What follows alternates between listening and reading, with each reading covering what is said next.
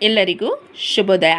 ಇಂದು ನಾವು 5ನೇ ತರಗತಿಯ ಪಠ್ಯಪುಸ್ತಕವಾದಂಥ ತಿಳಿ ಕನ್ನಡ ಇದರಲ್ಲಿ ನನ್ನ ದೇಶ ನನ್ನ ಜನ ಎಂಬ ಗದ್ಯಪಾಠವನ್ನು ಗಮನಿಸಿದ್ವಿ. ಈಗ ಅದರ ಪ್ರಶ್ನೋತ್ತರಗಳನ್ನು ಗಮನಿಸೋಣ. ನೀವು ನಮ್ಮ ಚಾನಲ್ಗೆ ಹೊಸದಾಗಿ ಭೇಟಿ ನೀಡಿದಲ್ಲಿ ತಕ್ಷಣ ಬೆಳಕಿ ಕ್ಲಾಸನ್ನು ಸಬ್ಸ್ಕ್ರೈಬ್ ಮಾಡಿ, ಲೈಕ್ ಮಾಡಿ ಹಾಗೂ ಶೇರ್ ಮಾಡಿ ಹಾಗೂ ಮುಂದೆ ಕಾಣುವಂಥ ಬೆಲ್ ಐಕನನ್ನು ಒತ್ತಿ, ಏಕೆಂದರೆ ನಾವು ಮಾಡುವಂತಹ ವಿಡಿಯೋ ದ ನೋಟಿಫಿಕೇಷನ್ ನಿಮಗೆ ಬಹಳ ಬೇಗ ಲಭಿಸುತ್ತದೆ. Please subscribe my channel. ನನ್ನ ದೇಶ ನನ್ನ ಜನ. ಈಗ ಅದರ ಪ್ರಶ್ನೋತ್ತರಗಳನ್ನು ಗಮನಿಸೋಣ ವಿದ್ಯಾರ್ಥಿಗಳೇ.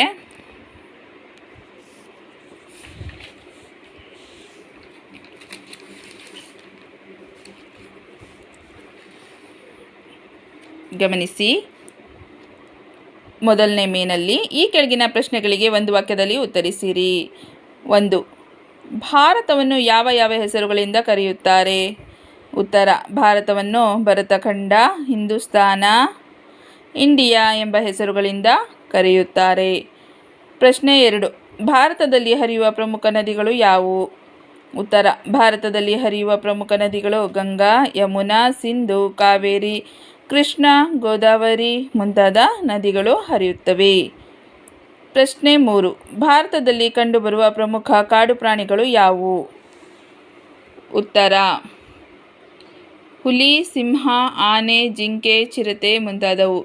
ಪ್ರಶ್ನೆ 4. ನಮ್ಮ ರಾಷ್ಟ್ರಗೀತೆ ಯಾವುದು? ಅದನ್ನು ರಚಿಸಿದ ಕವಿ ಯಾರು? ಉತ್ತರ: ನಮ್ಮ ರಾಷ್ಟ್ರಗೀತೆ ಜನಗಣಮನ. ಅದನ್ನು ರಚಿಸಿದ ಕವಿ ರವೀಂದ್ರನಾಥ ಟ್ಯಾಗೋರ್. ಪ್ರಶ್ನೆ 5. ವಂದೇ ಮಾತರಂ ಗೀತೆಯನ್ನು ರಚಿಸಿದವರು ಯಾರು? ಉತ್ತರ: ವಂದೇ ಮಾತರಂ ಗೀತೆಯನ್ನು ರಚಿಸಿದವರು ಬಂಕಿಮಚಂದ್ರ ಚಟರ್ಜಿ.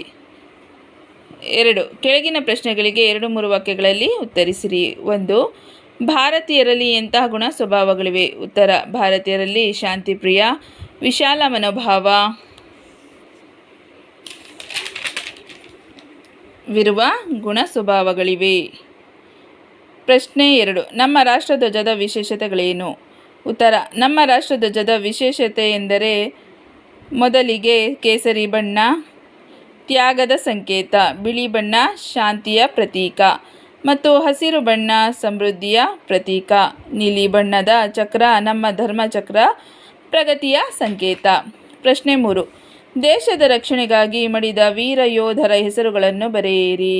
ಉತ್ತರ: ದೇಶದ ರಕ್ಷಣೆಗಾಗಿ ಮಡಿದ ವೀರ ಯೋಧರ ಹೆಸರುಗಳು ಕಿತ್ತೂರು ರಾಣಿ ಚೆನ್ನಮ್ಮ, ಲಕ್ಷ್ಮೀಬಾಯಿ, ಟಿಪ್ಪು ಸುಲ್ತಾನ್, ಭಗತ್ ಸಿಂಗ್, ಚಂದ್ರಶೇಖರ್ ಆಜಾದ್ ಮುಂತಾದವರು. ಪ್ರಶ್ನೆ 4. ದೇಶದ ಪ್ರಮುಖ ಕವಿಗಳು ಹಾಗೂ ಮಹಾತ್ಮರ ಹೆಸರುಗಳನ್ನು ಪಟ್ಟಿ ಮಾಡಿ. ಉತ್ತರ: ಪ್ರಮುಖ ಕವಿಗಳು ವ್ಯಾಸ, ವಾಲ್ಮೀಕಿ, ಪಂಪ, ಹರಿಹರ, ರಾಘವಾಂಕ, ಕುಮಾರವ್ಯಾಸ ಹಾಗೂ ಮಹಾತ್ಮರು ಬಸವಣ್ಣ, ಬುದ್ಧ, ಅಲ್ಲಮಪ್ರಭು, ಗಾಂಧೀಜಿ, ಅಂಬೇಡ್ಕರ್ ಮುಂತಾದವರು. ಈ ಕೆಳಗಿನ ವಾಕ್ಯಗಳಲ್ಲಿರುವ ದೋಷಗಳನ್ನು ಸರಿಪಡಿಸಿ ಬರೆಯಿರಿ. 1. ಭಾರತ ದೇಶದ ದಕ್ಷಿಣಕ್ಕೆ ಹಿಮಾಲಯ ಪರ್ವತ ಇದೆ. ಉತ್ತರ: ನಮ್ಮ ದೇಶದ ಉತ್ತರ ಭಾಗದಲ್ಲಿ ಹಿಮಾಲಯ ಪರ್ವತ ಇದೆ.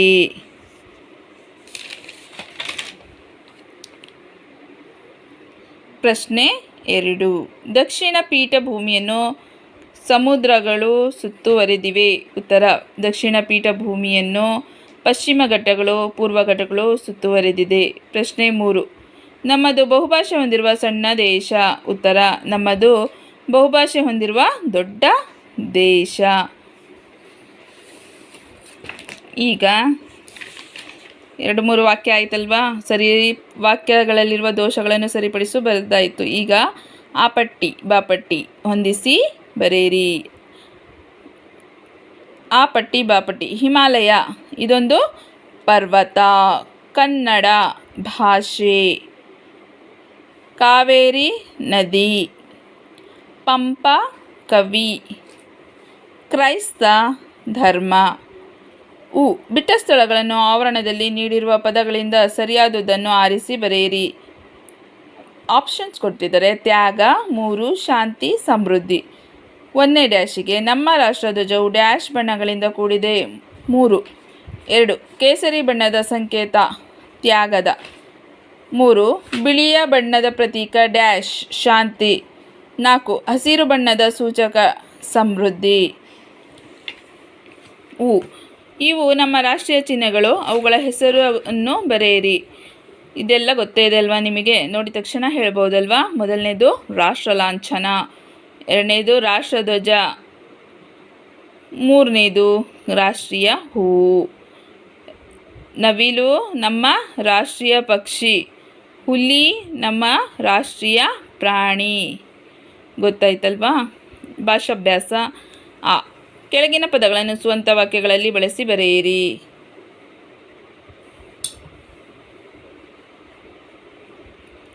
1 ಪ್ರಗತಿ. ನಮ್ಮ ದೇಶದ ಪ್ರಗತಿ ಬಹಳ ಮುಖ್ಯವಾಗಿದೆ. 2 ಸುತ್ತುವರೆ. ಅರಣ್ಯದಲ್ಲಿ ಹಲವು ಜಾತಿಯ ಮರಗಳು ಸುತ್ತುವರಿದಿರುತ್ತದೆ.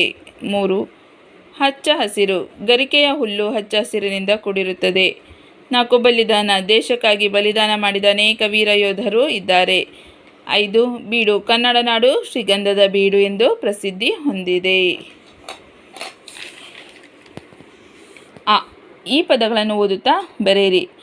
ಇದು ಯಾವ ರೀತಿ ಇದೆ ನೋಡಿ. ಉಪಖಂಡ, ಹಿಂದೂಸ್ತಾನ, ಸಂಕೇತ, ಘಟ್ಟ, ಸಮೃದ್ಧಿ. ಅದೇ ರೀತಿ ಅದನ್ನೇನು ಮಾಡಬೇಕು? ದಿಟ್ಟೋ ಬರಿಬೇಕಾಗತ್ತೆ. ಎರಡನೇದು ರಾಗವಾಂಕ, ಅಲ್ಲಮ್ಮ, ಹಬ್ಬಕ್ಕ, ಹಚ್ಚ ಹಸಿರು, ಕಿತ್ತೂರು.